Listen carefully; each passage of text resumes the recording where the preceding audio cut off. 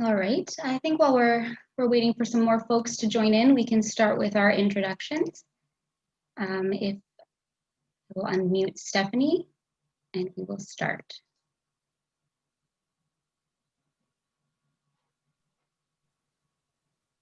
Thank you, Val. Okay, my name is Stephanie Pangowish. I'm Haudenosaunee and Anishinaabe. Haudenosaunee from the Six Nations of Grand River Territory and Anishinaabe from the Wakanakana and Cedar Territory. I'm here tonight to really talk about, do the intros, but also to talk about the Skabewa Student Law Society that, I'm sorry, I can barely hear, so I'm hoping that this is gonna help a little bit more. Thank you. So the Skabewa Student Law Society is a student-led society, a grassroots action that is housed at the Windsor Law. It's the group of Indigenous students and Indigenous issues group that is located there. And what we've done is we've tried to break down barriers between Indigenous and non-Indigenous communities. And we've done that by hosting numerous events. Last year, we hosted 15 different events across campus, trying to connect the greater Windsor community with the law school. So Skabewa is a partner with these actions that are ongoing, and we hope to break down those barriers.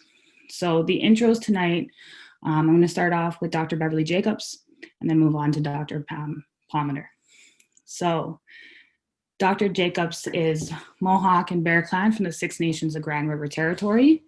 She is the Associate Professor and Associate Dean at the Faculty of Law, Windsor University, and she practices law part-time in her home community of the Six Nations of Grand River Territory. Her research focuses on Indigenous legal orders, Indigenous holistic health, Indigenous research methodologies, and decolonizing of the Eurocentric law. Professor Jacobs has obtained a Bachelor of Law degree at the University of Windsor, a Master's of Law degree from the University of Saskatchewan, and a PhD in the University of Calgary.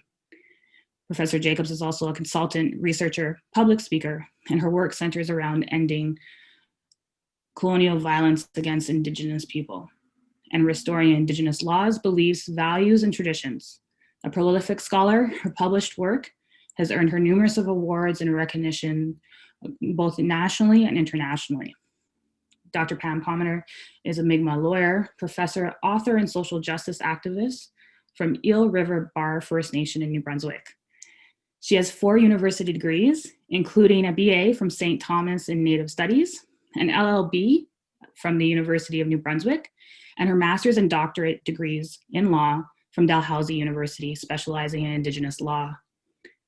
A practicing lawyer for 22 years, Pam has been volunteering and working with First Nation issues for over 25 years on a wide range of issues like social economic conditions, Aboriginal and treaty rights, the legislation and its impact on First Nations. Her publications, together with her books, Indigenous Nationhood, Empowering Grassroots Citizens, and Beyond Blood, Rethinking Indigenous Identity, focus on Indigenous identity, resistance, decolonization, and the importance of Native sovereignty and nation building.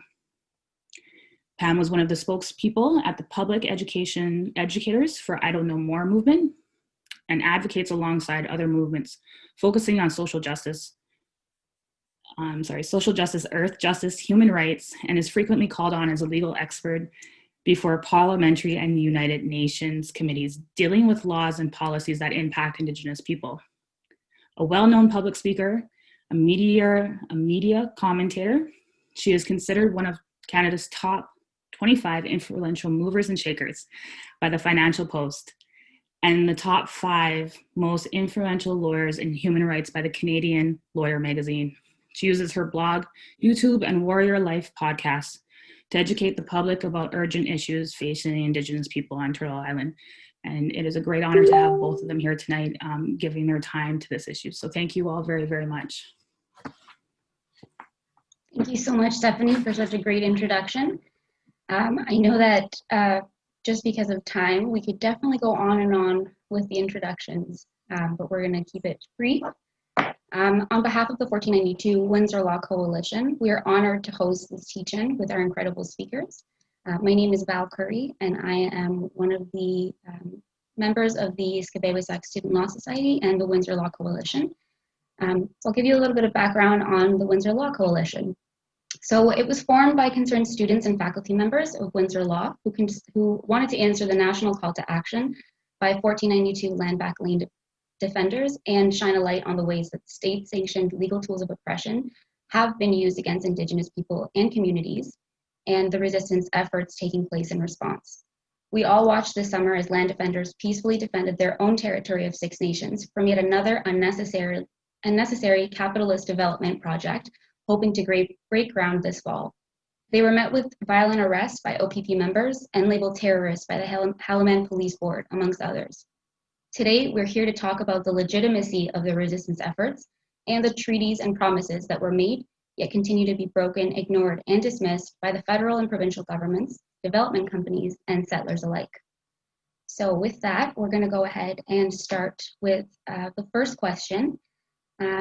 Professors Palmater and Jacobs, feel free to answer in any order that you would like. And it's kind of a big question, and we're hoping that you may be able to feed off each other's answers as well. So the first question we have is a big one. What does 1492 land back lien mean and represent?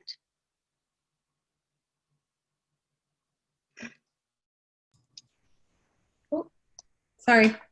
Yeah, that's a pretty huge question, because it does go right back to colonization, the impacts of colonization, right back to the myth of Christopher Columbus and the explorers, and the discovery, going right back to the doctrine of discovery and how the claims of Indigenous peoples' lands and territories have been stolen by settlers, by explorers. We can go on and on, right back to what happened at that time, and that it hasn't stopped. That Indigenous lands and territories have continued to be stolen and used and abused. And so that's right now with what's happening in Caledonia, with our land protectors who are protecting our lands and territories at Six Nations. That's the root of it all. And with them taking on this task, taking on this role of being land protectors, taking the risks, are huge. And I think it's really important that we understand the history, understand why people don't know this history, why we need to continue to educate. You know, it's a truth that's happening in our territory, in Haudenosaunee territories, but across Turtle Island in North America.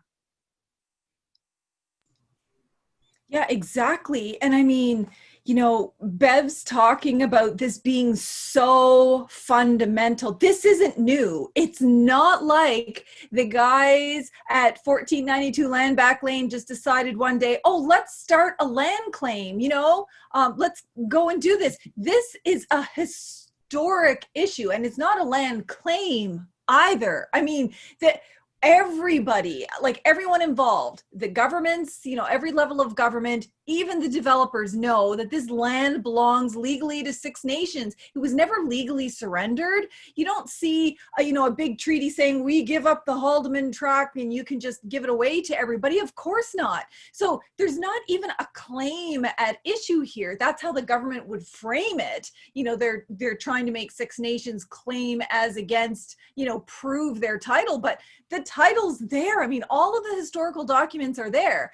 And what would they have Six Nations people do? Would they have them wait until every inch of land has been irrevocably transferred to a third party or developed by a third party so that there's no chance at all to protect it? Of course, that's what they want.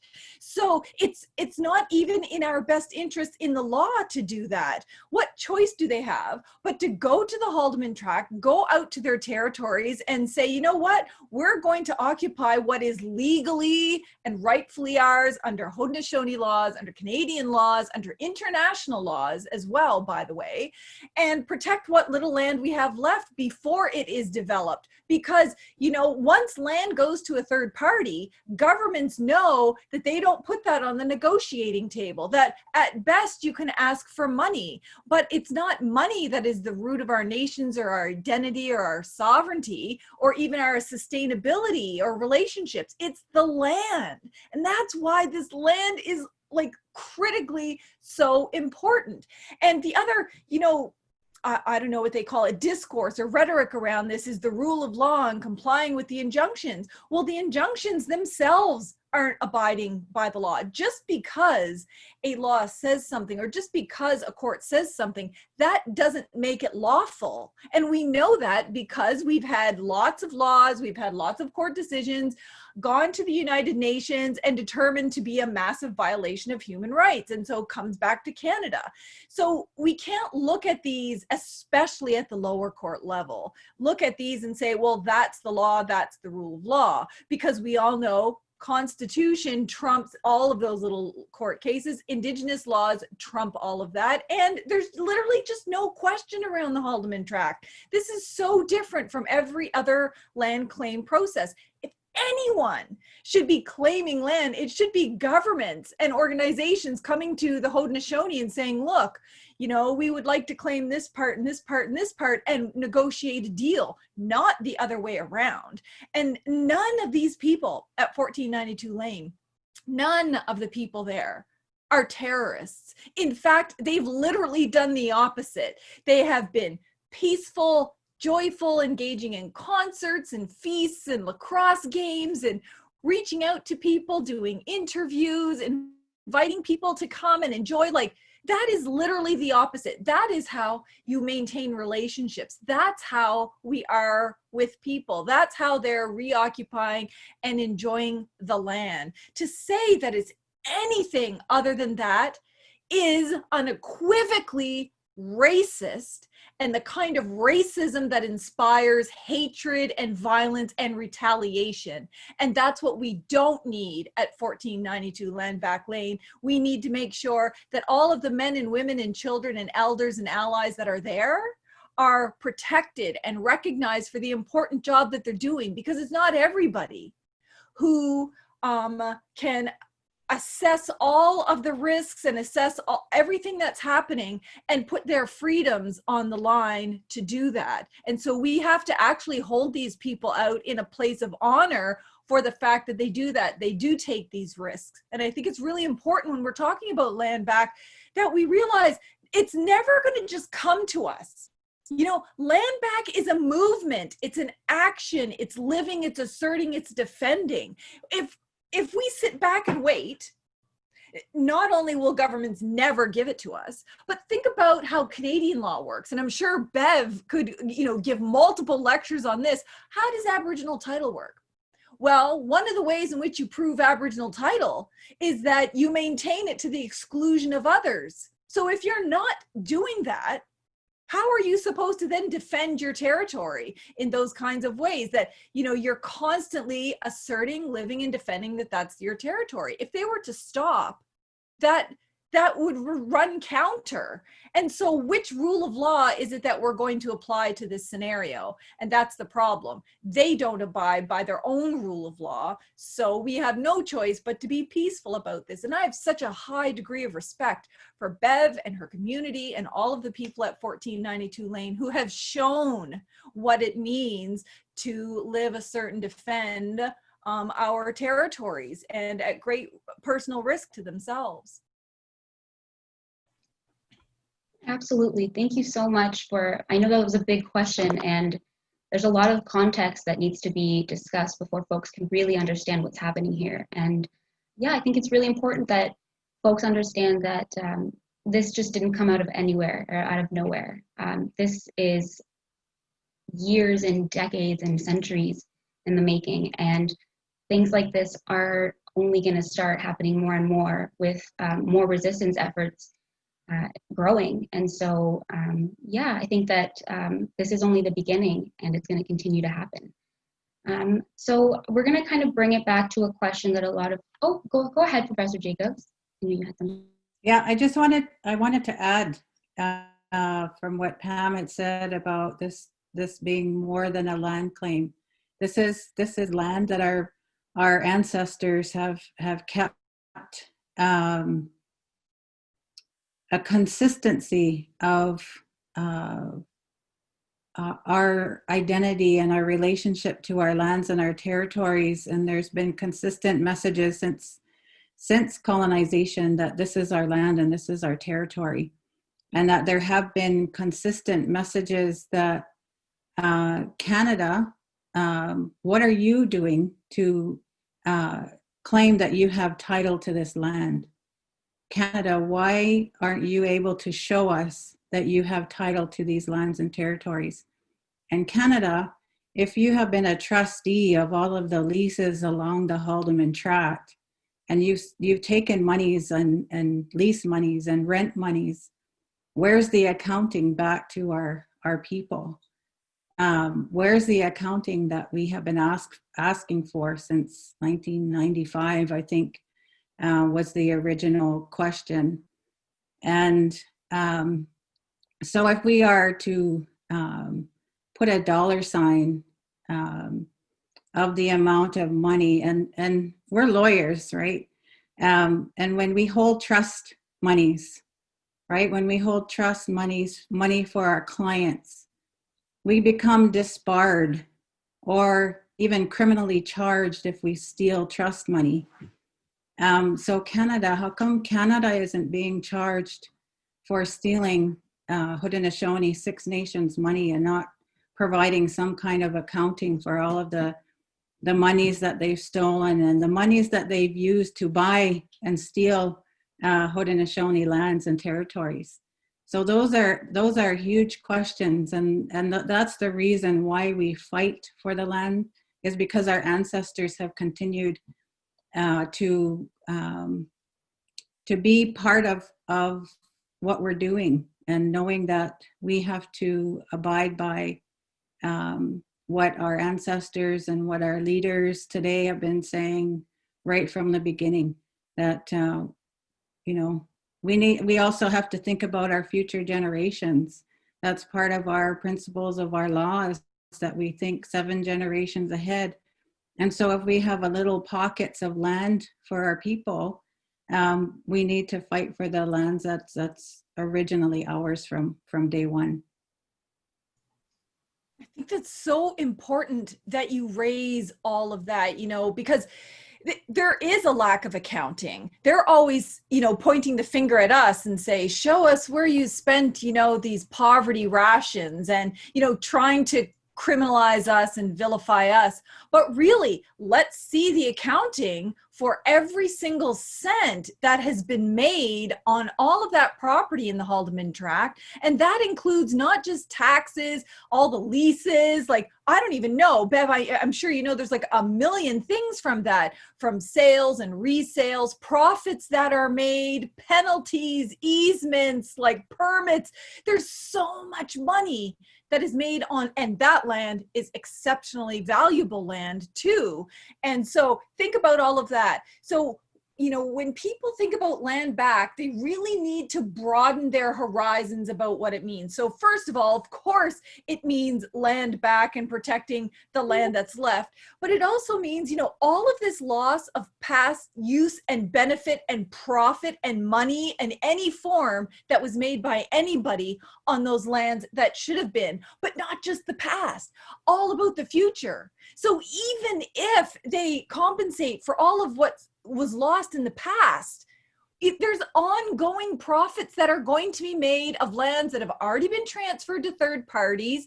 And so how does that come back to Six Nations? Does it come back in the form of, part of taxes? Does it come in, annual payments? Does it come in royalties? There's so much money from so many sources that it's more than just a one sum. I don't speak for the Haudenosaunee, but certainly it's more than just one, here's $10 million and be done with it. We're talking about billions of dollars made just from that property. And that doesn't even include like all of our other territories. Like I think in Mi'kma'ki, which is like most of the, you know, Atlantic or East coast of Turtle Island, no ceding, no surrendering of any of those lands, nothing. Every single cent that has been made and continues to be made into the future mandates some sort of ongoing relationship. I can't imagine that there would be any kind of land back scenario where, well, for all of these acres, here's your 10 million and go home. I mean, I know in the case of, you know, Haudenosaunee, I don't know all of the, you know, millions and millions and billions of dollars, but I know it's got to be in, yeah, it's got to be in that range and factor in interest. So, you know, that's not even talking about interest. So, you know, coming to the table with beads and trinkets, which is what they usually do so that they have their certainty agreements. And, you know, Bev as a lawyer would know that they always want you to cede, surrender, and extinguish and, you know, quash any claims past or future for anything even related to it. And they offer you beads and trinkets. Like, I'm sorry, but if this planet's going to have a future, Indigenous peoples have got to protect what little lands we have left, honest to goodness, and not just the Haudenosaunee, but literally all across the country. Yeah. Oh, absolutely. Thank you both so much for tackling that question. And there was a lot of things that you were saying in there that, you know, we could build off of. You know, we could talk about the environmental movement and why Indigenous people need to be at the forefront of that movement, and why anyone who claims to be an environmentalist needs to reflect on why Indigenous erasure is constantly happening and the implications of that. So on this note of capitalism and how this kind of goes hand in hand with colonialism, what do you want to highlight about the role that development companies play in the breaking of treaties with Indigenous people and communities? I know that, Pam, you said that, you know, a lot of development companies, and definitely the governments, they know what they're doing, and they know that what they're doing shouldn't be happening. Is it a hope that folks won't resist? What do you think? What do you think it is? And if you could speak a little bit to that, both of you, please. You're muted, sorry. I think I unmuted and you unmuted me at the same time. So Canada's, just like the US, its whole economic system is based on this concept of exploitation and extraction and that the Indigenous, you know, lands, resources, and bodies are expendable, exploitable, and to be used at anyone's bidding. And that includes governments and the extractive industry. And why does the extractive industry do it when they know it's such a high risk thing? Because they can, because they have the support of not only governments with their permits, leases, licenses, so their legal authority, but they have the backing of heavily armed, militarized RCMP officers, OPP officers. I mean, they're literally in the business of buying tanks now, you know? I mean, you would think that there's a bunch of private armies being developed in Canada, and you'd forget that, well, you know, Canada actually has an army. But if you looked at the RCMP or the OPP or even the Winnipeg Police and the amount of tanks and, you know, really heavy arms that they're using, and we know who they use it on. You know, they say, oh, well, what if we go to a domestic dispute and we need protection? Did you ever see a tank roll up to a domestic dispute? No. What you see them roll up whenever Indigenous peoples are engaged. So you've got an economy that's been built on exploitation of Indigenous lands, resources, and bodies, and it's been protected and immunized from accountability and even the law. So if you look at the United Nations Special Rapporteur, the former one, James Anaya, he said all of these mining companies and extraction companies and development companies, they're not off the hook just because they have a permit from the state. that they too are also legally responsible for all of the human rights and Indigenous rights that are attached to Indigenous peoples and our lands and resources. And it's not good enough to say that you've got a permit, that in fact that permit is suspect if it doesn't have the free, prior, and informed consent and respecting of Aboriginal people. So, and you would be hard pressed to convince me that this development company at 1492 Landback Lane had no idea that there was a Haudenosaunee interest in those lands. Like, everybody knows that. Everybody knows it since Caledonia. Everybody knows it since even before Caledonia. And we all know who are the decision makers in that territory. I mean, I'm not Haudenosaunee, but I know it's the people. I mean, everywhere you look in Mi'kma'ki, who are the decision makers over land and dispossessions of land? Mi'kmaq people who are in Wet'suwet'en territory. It's Wet'suwet'en people. So the people are the government. Everybody knows that. And they're just hoping that they can litigate, starve, vilify, win public opinion, and just pull out all the tricks to pressure us into not doing it. And, you know, I think the thing that really is the underlying theme is they want us to feel alone.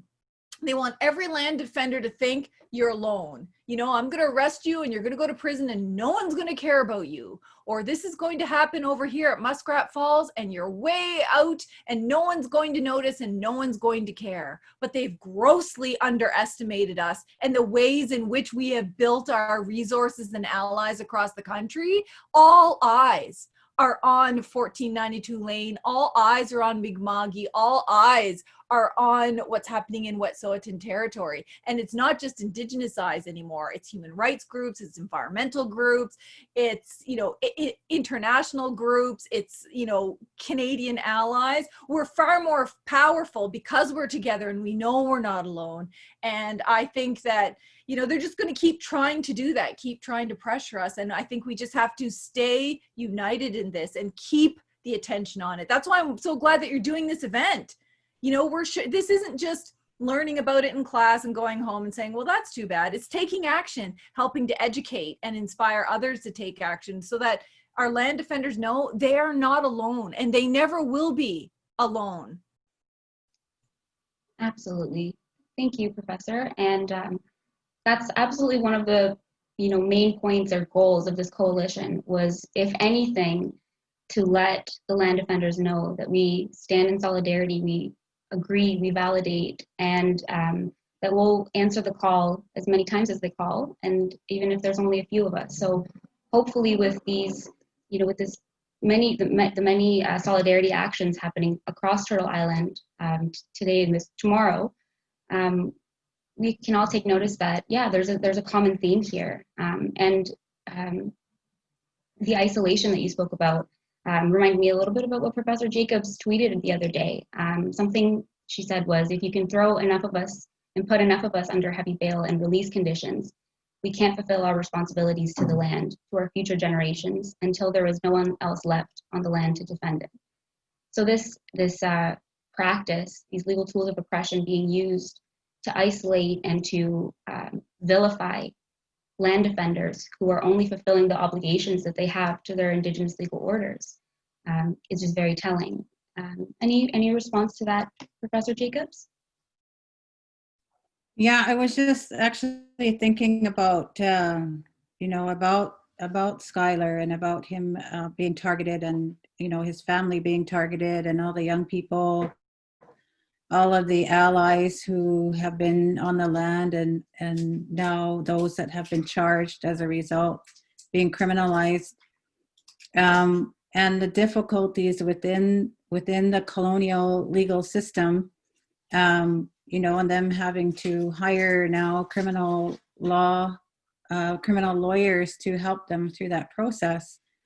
But just how ridiculous that is when Pam had talked earlier about, you know, whose laws are we talking about, and the rule of law, when we know that those land defenders and those who are taking the risks on the front lines, and knowing that they are taking those risks, that that we are dealing with a conflict of laws, because according to Haudenosaunee laws and any other Indigenous peoples laws, land protectors are part of the role and responsibilities of our nations. So they're only doing what they're, what our responsibilities are to the land and to the water. And so when you have this conflict of laws, how do you address it? How do you deal with it? It's not through the one-sided biased court system that is only makes things worse.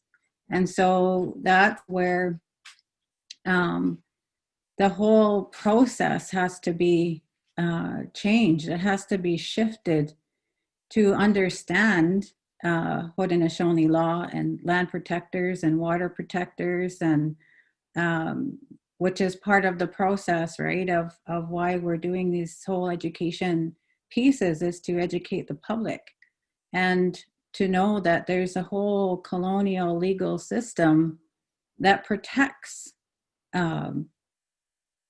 resource developers. It protects the developers. It protects those who are criminalizing our people, and those land defenders and water protectors. So that's a huge part of all of this. And the other is that Schuyler has been targeted, and so also the way that colonial system works is that it does individualize the process. So they've identified, Schuyler, and it is Schuyler who has taken on and felt responsible for all of those who have been charged and taking on that role as a land protector. But we know everybody's in this together, but the system doesn't recognize that. And so when we acknowledge and we recognize that we support them, there's still, the lawyers that have to be paid. He's had to self-represent himself in the court because, those lawyers who have the skills about defending injunctions also don't have this history or going beyond thinking outside the box, right? And being able to bring these issues to the court system without feeling that they're going to get disbarred for taking on these issues and feeling like they're going to be attacked by the judge. So that's where we need people, we need lawyers. And I know that, that you, Val, and others within the system, within the law school system now, that are willing to do these things and taking a risk, even as professionals. So we need to be reminded that we also support each other and know that that we have to challenge the system. And this is part of what all of this is about challenging the racist system. It is a racist system. It is a system that's biased, that's totally, the rules have been developed by colonial rules. So colonial principles, I should say. So that's part of what we're still up against.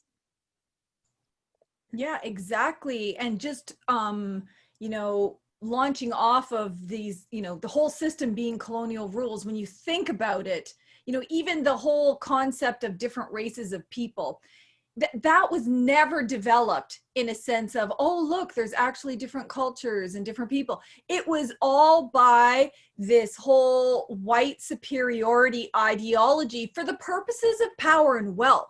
It had nothing to do with cultural difference or some kind of fear that races could be divided this way. It was all about, well, if we categorize these people as this race, that means they're inhuman and we can take their lands. And if we categorize this group as this race, well, we can use them as slave labor. So all of the systems have been constructed around this white superiority that maintains power and wealth in the hands of a few. And it's no surprise. I mean, just look around Canada and the US. If you look at pictures of our premiers and the prime minister, you're talking about primarily white men.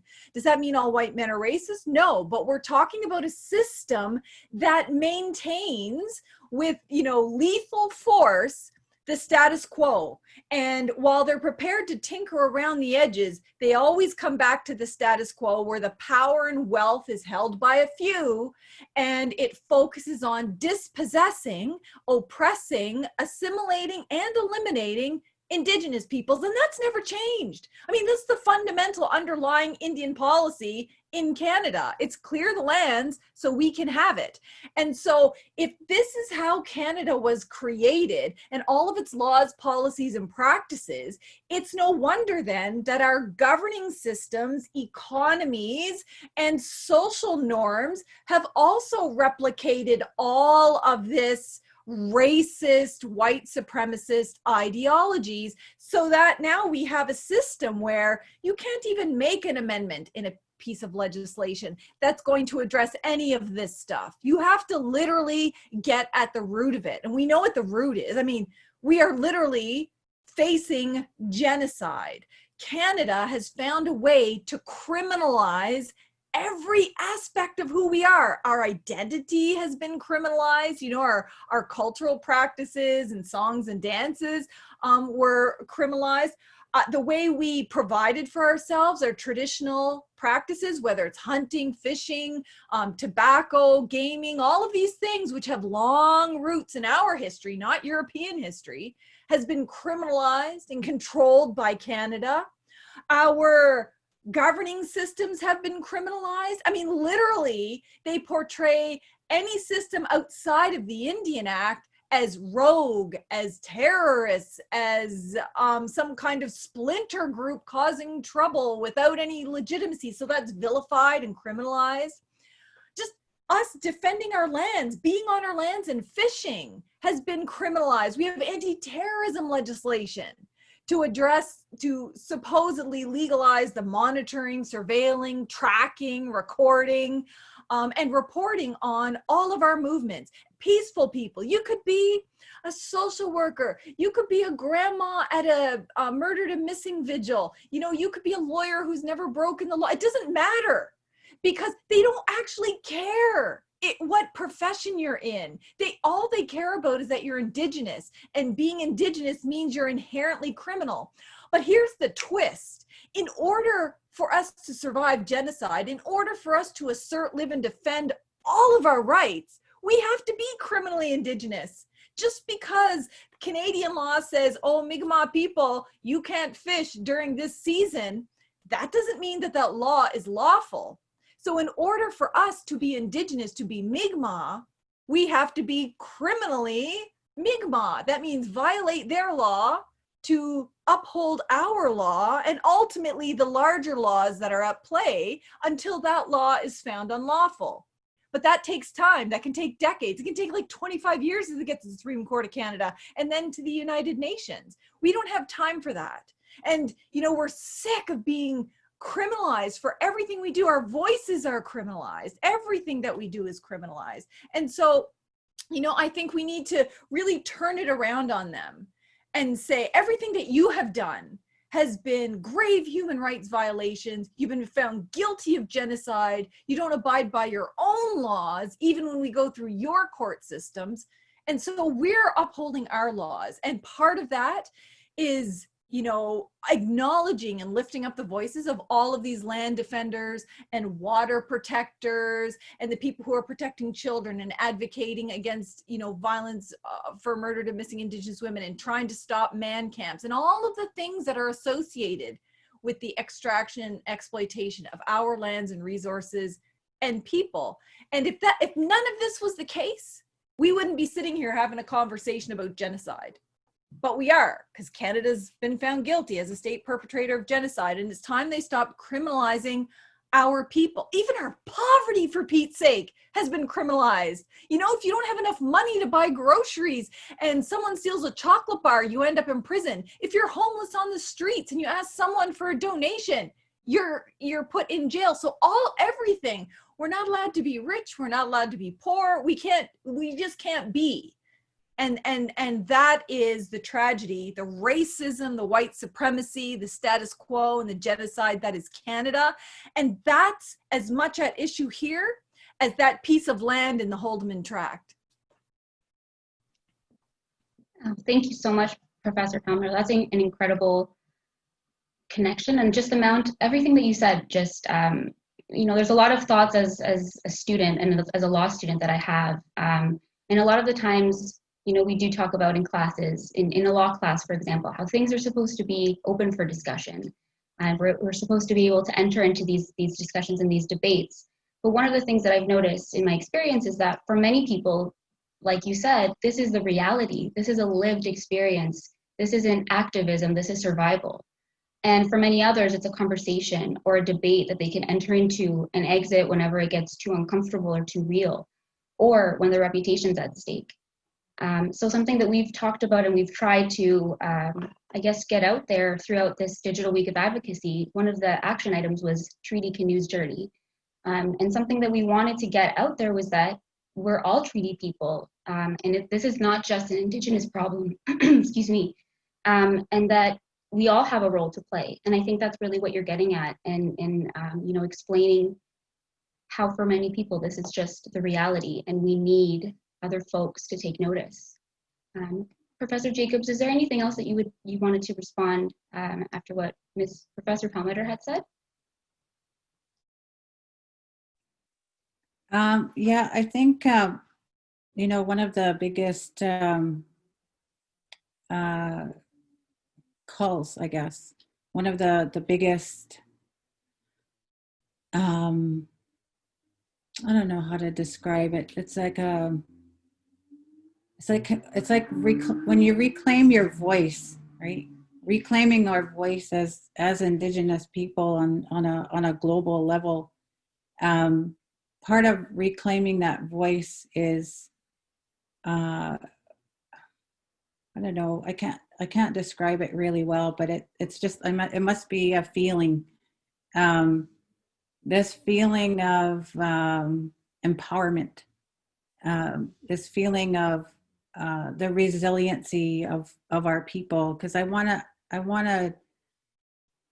also want to turn it around to, you know, the way that racism and the violence against our people and the lack of education and who we are as a people is also identifying the people who are trying, right? The people who are working at bringing attention to the issue, are people like the land defenders and the water protectors and our elders and our language holders and ceremonial people and, you know, our great law recitals, the people who can still, you know, say what has always been said since time immemorial, that hasn't been gone, you know, that it's still here, it's still alive.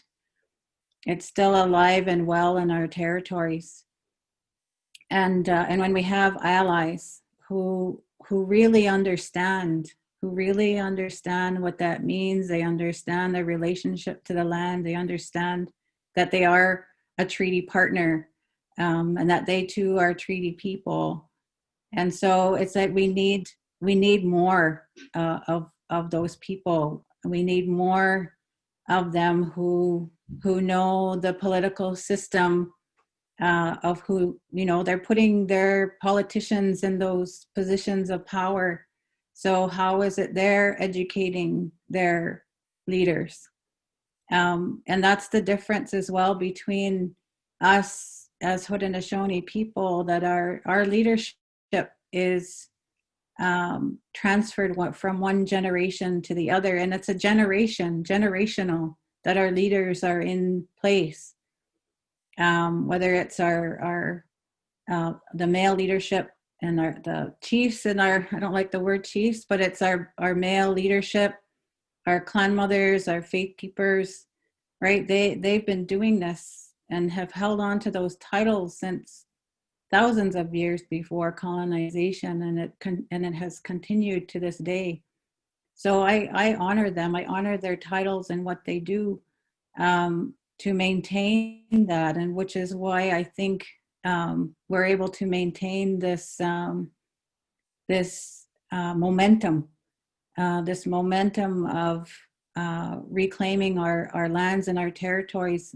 Reclaiming isn't the right word either. It's because like Pam has said, we're not claiming our land. It's still our land. It's the direct relationship that we've always had, and so now it's when we say that we have our traditional government in place, and that they've been very consistent in their messages throughout colonization, and then we have an elected system, through the Indian Act, which then the whole intention of government of the day is divide and conquer. And one of the things that they did to divide and conquer is to create this Indian Act. It's one of the most racist and sexist pieces of legislation that exists in the world. And every community has an Indian Act system.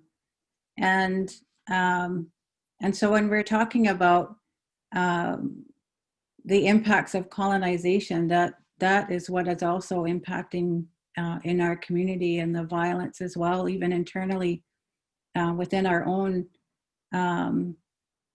communities. So those are also real issues that we have to address in our communities. And so how do we deal with that? Well, a big part of it is about healing. It's not only the resiliency of our people, but it's the healing of the violence. It's the healing of the impacts of genocide. It's the healing from residential schools. It's the healing of the violence that has been learned.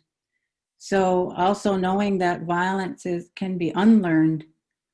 So that's, to me, is a big part of all of this as well, is learning how to heal and learning how to be safe enough to feel comfortable to be face to face with our abusers, right? So being able to stand even in front of Canada, who has been an abuser of our people since colonization, and saying, that's enough. That's enough of your crap. That's enough of what you're doing. That's enough of your power and control, because we're not going to take it anymore. And that's why things are happening the way they are, because our young people have had enough. Our young people have had enough of hearing adults fight, of hearing our own families fight. So they're standing up and saying, come on, let's try to, we have land here that we need to protect. Get over it. Get over whatever it is that you need to. But we know that getting over it isn't that easy. And, non-Indigenous people have been telling us to get over it too for a long time. But we know that there's a relationship that we need to heal. And in all places, and everything that we can think of, and returning back to having healthy relationships. So that we're in a huge task. We're like right in the midst of a prophecy. We're right in the midst of being responsible and making a decision of which way we're going to go. And our responsibility to our mother, the earth, to our waters, to everything. And this is about humanness as well, and about, as human beings, as Pangowish people, we were the last ones to be made. All of creation was made before we ever became part of creation. So we have to rely on creation. We have to rely on every living thing in order for us to survive as a human being. So that's like the rethinking that all of us need to do. The rethinking, the understanding about our relationships amongst each other as human beings, but also our relationship to all of creation. So we need to stop fighting everywhere. we need to stop fighting, because the natural world is already telling us about, they're already warning us. They're already telling us that, you know, it's getting pretty close to revitalizing that responsibility that we have to all of creation and to our Mother Earth. And we know that our young people have identified their fear, the fear of, well, what's there for us? We have to think about our own grandchildren.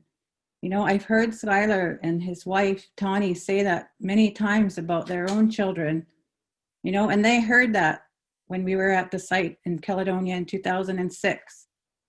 And they were, that was 14 years ago, right? So that's the next generation that are saying this. And we were saying that. And our parents are saying that, and our grandparents, great-grandparents have been saying that.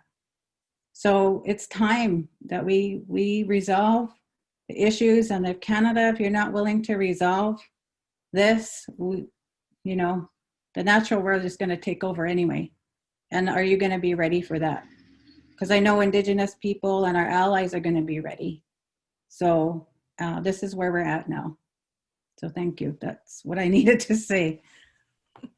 Thank you so much. That's why we have these events, because we get to learn from people like Bev, who have been at this forever, who have sat around government tables, who have tried to play by the law, play by the politics, play by the protocols, do all of that constantly with our hands out saying, please, will you work with us? Please, we want to do this in a peaceful way, please. And they don't. And not only do they not do that, but they don't respect our rights to then take corresponding action. And we've always had the right to say no. They don't respect it. But Indigenous women and girls have the right to say no to violence and disappearances and exploitation and abuse and neglect and racism.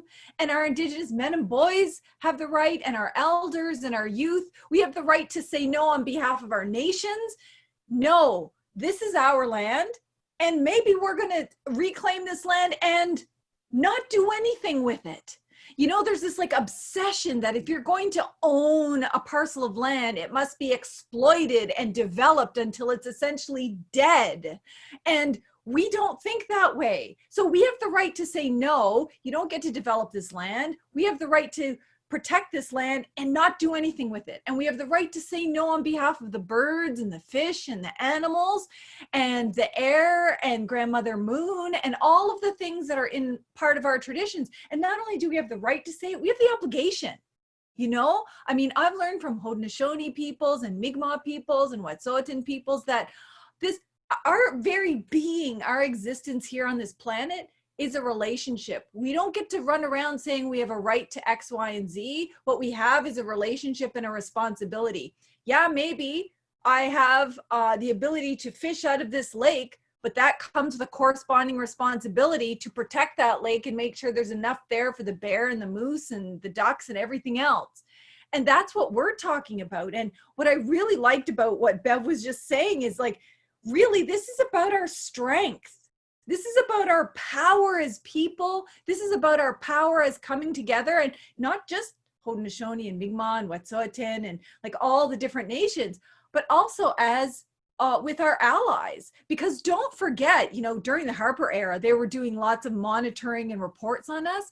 And one of the reports that came out that said the worst case scenario for national security in Canada would be if all of these groups coalesced and came together and started working together. If Indigenous and environmental groups came together, if, you know, Black Lives Matter and anti-poverty groups and human rights groups and women's groups and everybody came together and started to exercise their power as the real governments over this territory. Because what would happen? They see that as terrifying. But for us, this is the only future that's possible. It's if governments don't want to do the job that they should be doing, we have no choice but to act as people, like Bev said, and stand up, protect ourselves, our loved ones, our brothers and sisters, and the planet. because, like Bev said, that decision's going to be made for us if we don't do it. So we're actually fighting for a good cause. We're not fighting for politics. We're not fighting for a seat at corporate tables. Like, none of that superficial stuff. We're literally fighting to save our lives and the lives of our grandchildren. And when you think about it, I think Canadians who maybe haven't joined in yet need to think about, you're literally paying for our oppression. You're paying for what's happening to Native people. You know, every time you vote or pay taxes or anything, where do you think that goes? That goes into police officers and tanks and, you know, sniper squads and everything to oppress us. Do you actually want to be a part of that? Or do you want to be a part of saving the planet? And, you know, for us, and, you know, Bev can probably attest to this even more than I can, we have a little different conversation when we're talking to our own nations inside and our own families and our communities, you know, and it's about, we need to forgive ourselves for being colonized. Genocide's not our fault. All of these political divisions, they're not our fault. All of this was imposed on us. The trauma and the way we respond to trauma, not our fault. None of it. So we can't judge one another for where we are and mistakes that we've made. But what we can do is make a real concerted effort to just set aside our differences and look at what's right ahead of us. And right now, let's save the planet. And then if you want to, we can resume all of those arguments and political differences later. But in the meantime, we got a crisis ahead of us, and we need to wrap our arms around Schuyler and everybody at 1492 Landback Lane, wrap our arms around the Secwepemc, around the Wet'suwet'en, around the Mi'kmaq, around the Algonquins, everybody who is taking steps to defend their territories, protect their peoples, and in effect, protecting the whole planet. And so I'm really thankful to be part of this with Bev, because I learn something from her every time. And, you know, tonight it's like, yes, that's right, how strong our people are, that even in the face of trauma, we are moving forward to protect our people. Absolutely, Professor. Thank you so much for that. And I think it's a perfect note to be able to finish this conversation. Before I pass it off to Stephanie, just to highlight that despite all of this resistance, or despite all of the colonialism and the barriers and the vilification and the tools of oppression that are used against Indigenous people, here you are again, still. And I feel like in the past few years, the power and strength in numbers has only gotten stronger. It's really important to always, while talking about the issues, to also always highlight the beauty and the resistance and strength and resilience of Indigenous communities, because that is the most astonishing part of all of this, is the continued fight and the resilience. So absolutely. I'm going to pass this off to Stephanie, who would like to say a few words before we sign off.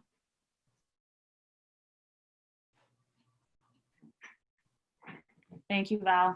I'm hoping that everyone can hear me correctly. So I just want to jump on and wrap things up. Val and I did a CBCU interview the other day, and I talked about being dubbed and coined as the whining Indian when we talk about these issues. And one of those other stereotypes that come out quite frequently is Indigenous people being ill-educated. We have two powerhouse women, Indigenous women, who spoke here today, who have moved mountains, it feels like, and who are inspiring a whole new generation of individuals who are coming on out. So I really appreciate that. And, you know, I'm always happy to hear each of you speak.